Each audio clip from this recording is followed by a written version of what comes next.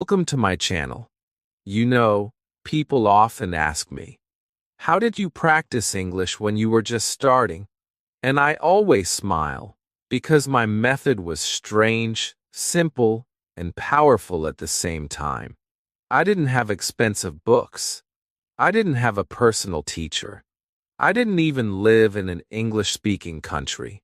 Yet somehow, every single day, my English became a little better, a little faster, and a little more natural. And the truth is, you can do it too. See, when I started, I couldn't even make a simple sentence without mistakes. I used to pause a lot. My mind was empty, and I felt nervous every time I tried to speak. But slowly, I found my own way, a way that didn't cost money, didn't need a partner, and didn't need a classroom. Just me, my phone, and a few simple daily habits. Today, I'm going to take you back step by step. I will show you exactly how I practiced from the very beginning, from the days I was scared to speak, to the moment I could talk freely without thinking. And I promise you, if you stay till the end, you'll have the exact roadmap to make English your second nature, just like I did. Chapter 1. The First Realization. When I first started learning English, I thought I was doing great. I could read books in English. I could watch videos with subtitles. I could understand most of what people were saying in movies. And honestly, I thought, yes, I know English now. I can speak easily. But the real shock came the first time I actually tried to speak. I remember it so clearly. I was standing with a friend, and he asked me a simple question in English. My brain understood the question immediately, but my mouth refused to move. I froze. I just stood there, smiling like I understood everything, which I did, but I couldn't get a single word out. That was the first moment I realized that knowing English is not the same as speaking English. After that, I started paying attention to myself more. Whenever I tried to talk in English, my brain would first think in my own language, then try to translate it, then try to speak it. But by the time the words reached my mouth, I had already lost confidence. Sometimes the sentence came out wrong. Sometimes it came out half in English, half in my own language. Like once, I wanted to say, I will meet you tomorrow, but it came out as, I will meet you Cal. And Kal is from my native language. My friend looked at me, laughed, and I laughed too, but deep inside, I felt a little embarrassed. I still remember another funny but awkward moment. I was at a small shop, and the shopkeeper spoke to me in English. I wanted to ask, do you have cold water? But instead, I said, you have water cold? He smiled politely and gave me the water, but I could see he understood I was not comfortable in English. It was a simple sentence, but in that moment, it felt like climbing a mountain. That's when I started noticing a big problem. It was not that I didn't know the words. It was not that I didn't know grammar. I knew the words. I had learned grammar rules in school. But still, when it came time to speak, something blocked me. And then I understood. The problem was my mouth-mind connection. My brain and my mouth were not working together in English. My brain knew the sentence, but my mouth had no practice saying it out loud. I started thinking about it like this. Imagine you know all the steps of riding a bicycle, but you have never actually sat on one. The first time you try, you will fall. Not because you don't know the theory, but because your body is not used to doing it. Speaking English is the same. Your mouth needs practice, just like your hands and legs need practice for cycling. After this realization, I stopped blaming myself for not knowing English. I knew English. I just hadn't used it enough with my mouth. And that gave me some hope. I thought, if the problem is practice, then I can fix it. But still, there was one more problem. Where would I practice? I didn't have English-speaking friends. My family didn't speak English at home. I didn't have the confidence to talk to strangers in English. And I didn't want to join a class because I was scared people would laugh at me if I made mistakes. For some days, I didn't do anything. I just kept thinking about it. But then something happened.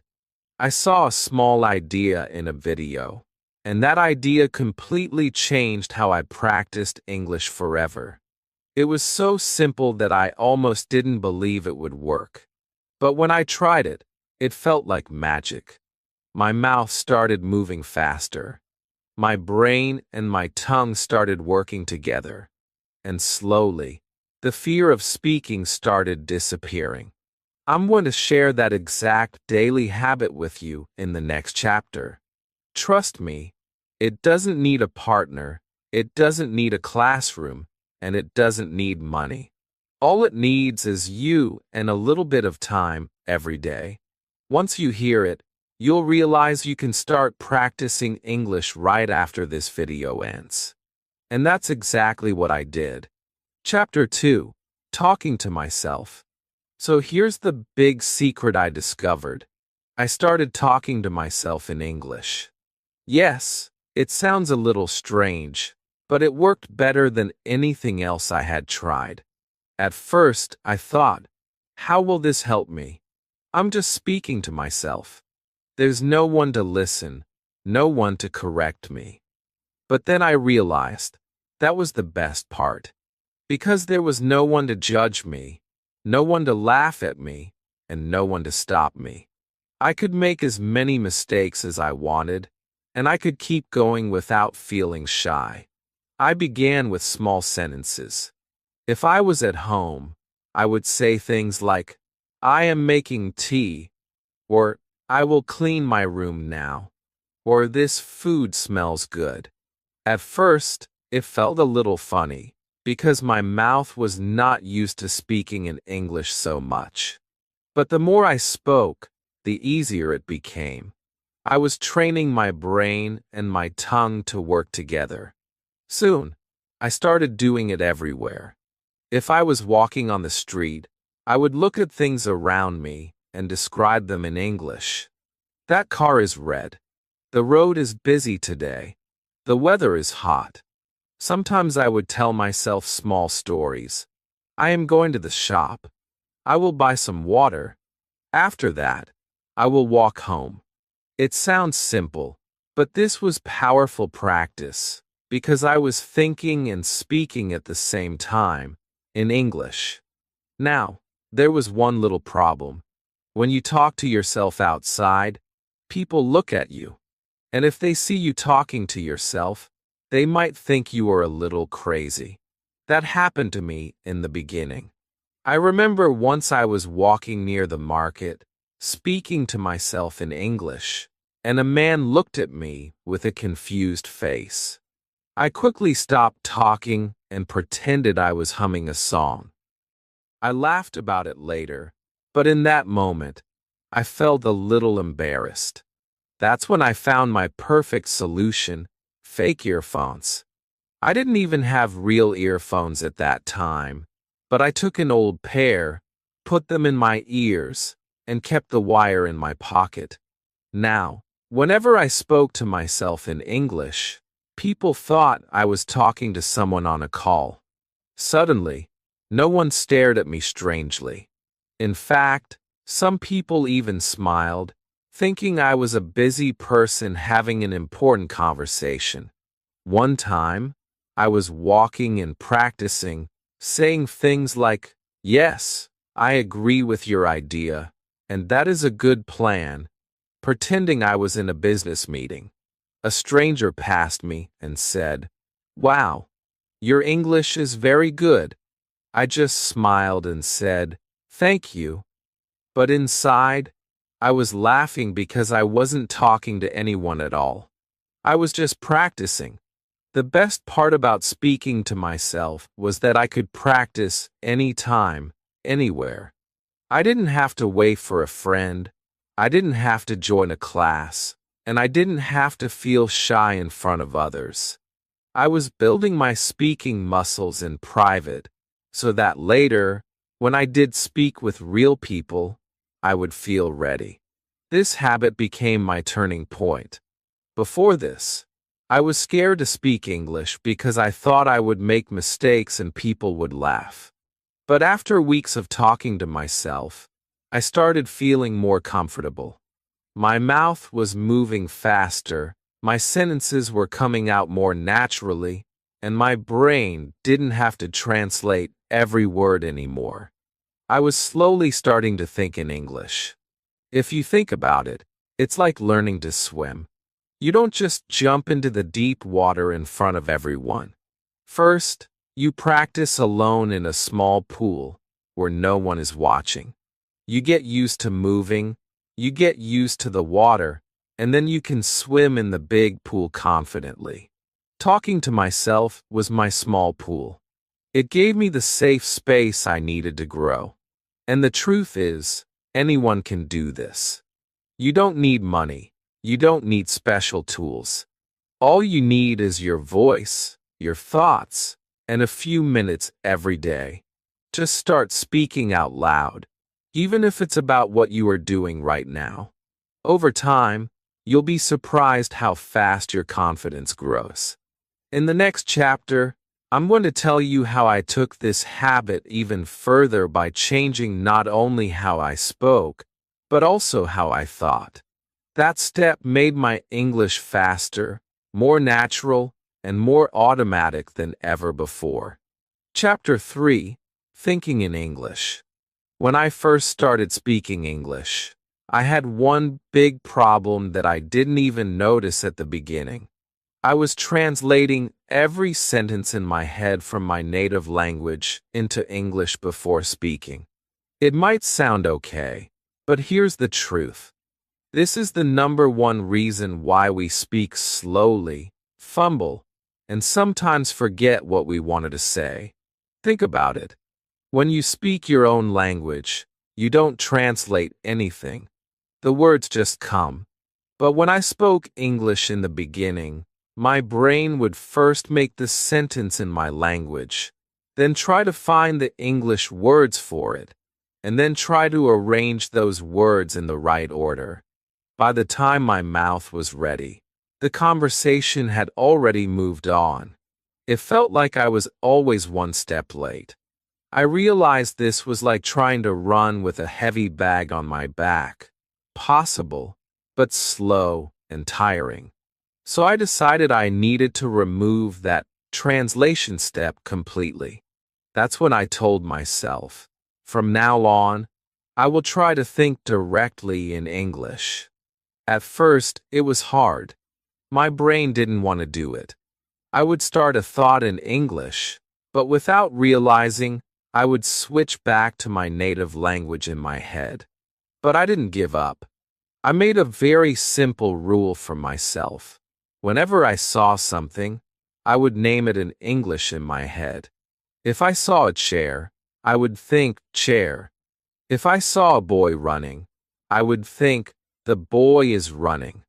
If I saw the sky, I would think the sky is blue. It sounds too simple, right? But the magic is, this was training my brain to connect objects, actions, and feelings directly to English words without going through my native language. Then I made it more fun. I started playing a little game with myself. I called it the 5-minute Describe Everything game.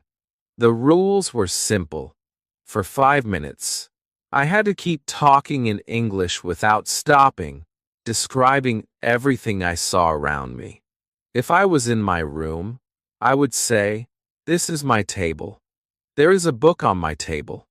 The book is open. My phone is next to the book. I can hear some noise outside. The window is open. The curtain is moving." The first time I tried, I could barely go for 1 minute before I stopped, searching for words. But after a few days, I could go for the full 5 minutes without freezing. This game trained my mouth and brain to stay in English mode the whole time. Sometimes I would do this game in my head if I was outside and didn't want to speak out loud. For example, on the bus I would think, that man is reading a newspaper. A child is eating ice cream. The driver is talking on the phone. Even when I was not speaking, I was practicing my thinking speed in English. The beautiful thing about this habit is that it doesn't take extra time from your day. You can do it while walking, cleaning, cooking, or waiting in line. And because you're doing it every day, your brain slowly gets used to thinking in English without even realizing it. After a few weeks of this, I noticed a big change. When I wanted to say something, the English words came to me directly. I didn't have to translate in my head first.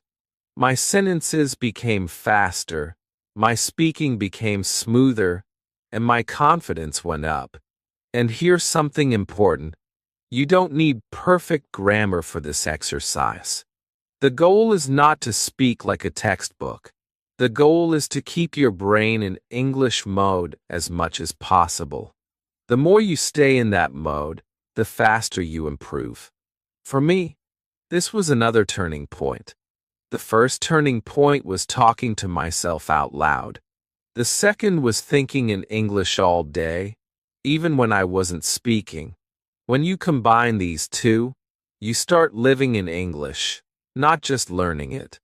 In the next chapter, I'm going to share the step that took my speaking to an even higher level, training my ears. Because the truth is, the way you listen to English changes the way you speak it. Once I started improving my listening skills, my speaking speed and pronunciation improved without me even trying. And I'll tell you exactly how I did it. Chapter 4, Feeding My Brain English All Day. When I look back, one of the biggest leaps in my speaking ability didn't happen while I was actually speaking. It happened while I was listening. At some point, I realized that my brain needed English all the time, not just during my study hours. Before, I was doing what most learners do, opening a textbook for 1 hour, watching a random English video once in a while, and then switching back to my native language for the rest of the day. It was like trying to grow a plant, but only giving it sunlight for a few minutes, and keeping it in the dark the rest of the time. No wonder my English wasn't blooming. So I made a decision. If my brain was going to get better at English, it needed to be surrounded by it every single day. The first thing I did was change my phone's language to English. That small switch had a big effect. Suddenly, every time I unlocked my phone, I was reading English words without even thinking about it. My settings, my messages, my app names, all in English. It felt strange at first, and yes, I did tap the wrong button a few times because I didn't recognize the word, but that was part of the learning. Next, I attacked my YouTube feed. I started subscribing only to English channels.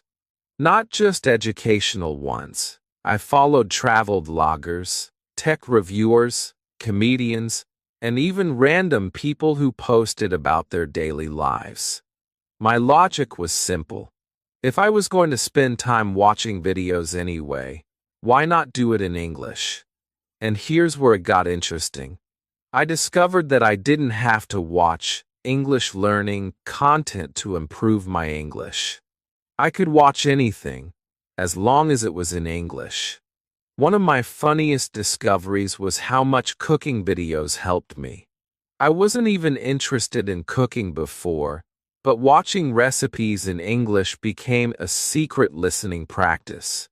The host would say things like, "Chop the onions finely," or simmer for 10 minutes. And without realizing it, I was learning new vocabulary and understanding natural speech. I even remember one time when I was watching a baking video, and the baker said, "Let's whisk it until it's fluffy."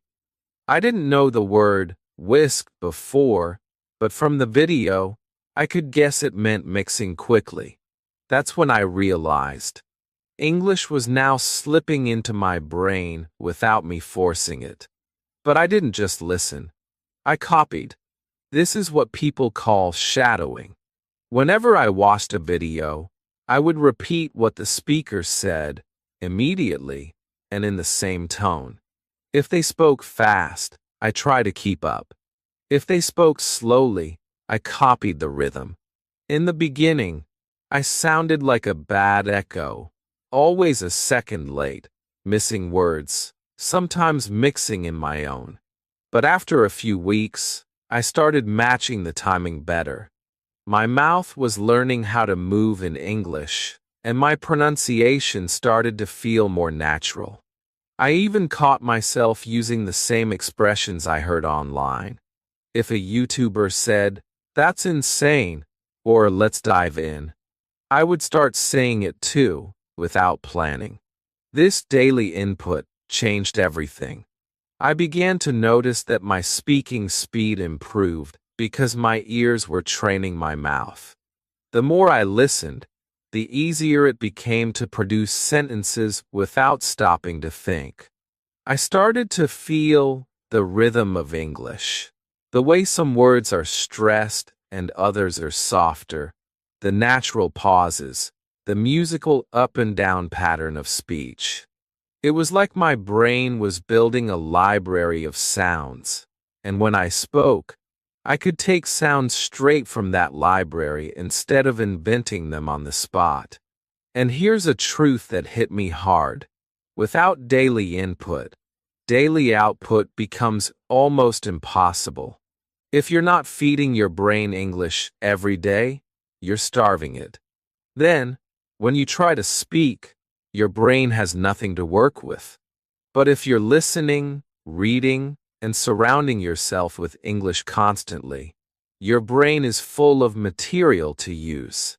Speaking becomes smoother, faster, and way less stressful. Changing my environment into an English-rich space was more than just a habit, it was a lifestyle shift. Every song I listened to, every video I watched, even the random notifications on my phone, were now in English. And the best part? It didn't feel like studying. It felt like living. In the next chapter, I'll share this strange but powerful challenge I set for myself. One that made me uncomfortable at first, but completely transformed the way I heard my own English. It's something you can start today, and it will show you exactly where your speaking really stands. And yes, it involves pressing a button that most learners are scared to touch, the record button. Chapter 5. Recording myself every day. When I first got the idea of recording myself speaking English every day, I thought, this will be easy. I just need to talk for 1 minute. How hard can that be? Well, I found out very quickly that it wasn't easy at all. The very first time I pressed the record button on my phone, I froze. My mind went completely blank. I was staring at the camera like it was some kind of alien staring back at me. My heart was beating fast, and I started thinking, why am I nervous? I'm just talking to my phone. But somehow, the moment that little red light appeared, I felt like the whole world was watching me. I mumbled a few words, stopped, laughed at myself, and ended the recording after only 20 seconds. But I didn't give up. I decided that every single day, I would make at least a 1-minute video of me speaking in English. No matter how bad it sounded, no matter how awkward I felt, I would just do it. The first week was full of funny and strange moments. In one recording, I tried to say, "Today is a sunny day," but I accidentally said, "Today is a funny day," and then I burst out laughing. In another video, I forgot the English word for refrigerator, so I said big cold food box instead. I kept these videos, even though they were embarrassing, because I knew they would be part of my journey. The real spike moment came when I sat down one evening and rewatched my first week of recordings. I noticed so many mistakes I didn't realize I was making when I was speaking. Sometimes I was using the wrong tense, sometimes I was pronouncing words incorrectly, and sometimes I was speaking too fast, and my sentences didn't make sense. Watching myself from the outside was like holding up a mirror to my English skills. It showed me exactly what I needed to fix. I remember thinking, wow, I didn't even notice I was saying it like that. That moment changed the way I practiced because now I could actually see my progress. Every day, I kept recording. Some days I spoke about what I did that morning. Some days I described an object in my room. Other days I pretended I was giving a speech in front of an audience. The topics didn't matter. What mattered was that I was speaking. Over time, I began to feel less nervous. At first, I avoided looking directly at the camera because it felt uncomfortable, but after a few weeks, I could look straight at it and talk naturally, just like I was speaking to a friend. One important thing I learned was not to focus on perfection. If I tried to speak perfectly in every recording, I would waste too much time thinking instead of speaking. So I gave myself permission to make mistakes. I told myself, it's okay to be wrong, just keep talking. This mindset made a huge difference.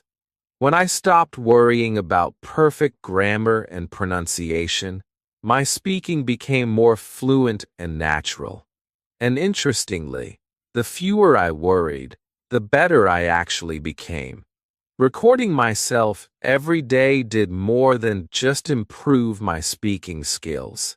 It also prepared me for real conversations with people. The camera became my training partner. If I could speak confidently in front of my phone, I could speak confidently in front of anyone.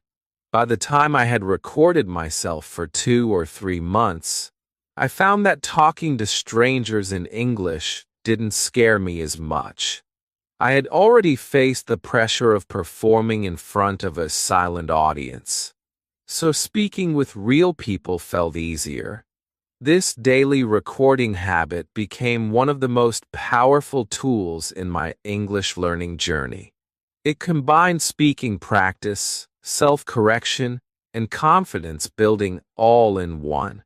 Looking back now, I can say that those 1-minute videos, no matter how awkward or funny they were worth every second. In Chapter 6, I'll share how I took this confidence from my private recordings and brought it into the real world, where I started having real English conversations with strangers. That was when things got truly exciting. Chapter 6. Mixing all habits into one routine. When I look back at my English journey, there was one moment where everything started to connect. In the beginning, I was doing things randomly. One day I would talk to myself. The next day, I would shadow a video. And some days I would record myself. But one day I asked myself, what if I just mix all of these habits into a single daily plan? That small decision changed everything. It turned my random efforts into a clear, repeatable system that I could do every single day. I remember sitting at my desk with a notebook, writing down the 4 main things that have been helping me: self-talk, thinking in English, shadowing videos, and recording myself. Then I asked, how can I fit these into 15 minutes? I wanted something so short that I could never use the excuse, I don't have time. And I came up with a simple plan. The plan was like this. First, 3 minutes of self-talk. I would pick a random topic, my plans for the day, what I ate for breakfast, or even how I was feeling, and I would just speak out loud in English. No script, no preparation, just speaking whatever came to my mind. This warmed up my brain and mouth for English. Second, 3 minutes of thinking in English without speaking. This was a mental exercise. I would sit or walk around and look at everything I could see, my phone, my cup of tea, the sunlight on the wall, and name it or describe it in English in my head. It was like training my brain to stop using my native language as a middleman. Third, 5 minutes of shadowing. I would pick a short English video, maybe a motivational clip, maybe a cooking video, or even a travel vlog, and I would listen and repeat at the same time as the speaker. This helped my pronunciation, rhythm, and natural flow. I felt like I was borrowing the speaker's style for those minutes. Finally, for minutes of recording myself, I would set my phone camera or voice recorder and talk about anything I wanted. Sometimes a short story, sometimes a summary of what I shadowed earlier. I didn't care about mistakes. I just wanted to capture how I spoke that day so I could compare it to the future. This 15-minute routine became my secret weapon. It was short, but it was powerful because it touched every skill: speaking, thinking, listening, and pronunciation, all in one session. And the best part? I could do it anywhere. Sometimes I did it in my room, sometimes while walking in the park, and sometimes in the quiet corner of a coffee shop. The spike came after just 3 months of doing this daily. I noticed I was speaking more smoothly. My tongue didn't freeze like before. I could start a sentence without thinking for 5 seconds first. Even my friends noticed the difference. One of them said, "You sound more confident now," and I smiled because they had no idea how much work I had been putting in quietly every single day. My confidence grew so much that I finally started speaking with others without fear. I joined small English conversation meetups. I talked to strangers while traveling, and I even answered questions in English at work. It wasn't that I had become perfect. I still made mistakes, but now those mistakes didn't stop me. I had practiced so much alone that speaking to real people felt like a natural next step. The most important thing I learned from this routine is simple. You don't need perfect conditions to improve your English. You don't need to live in an English-speaking country. You don't need expensive courses, and you don't need hours every day. You just need consistent action.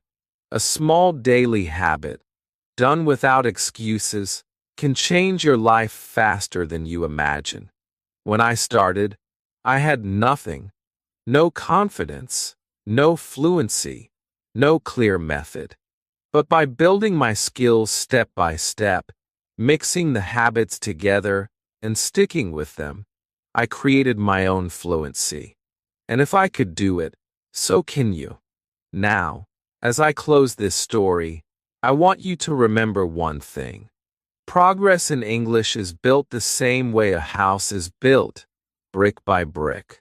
My bricks were self-talk, thinking in English, shadowing, and recording. Yours can be the same. Start small, stay consistent, and one day, you'll look back and realize you've built something amazing.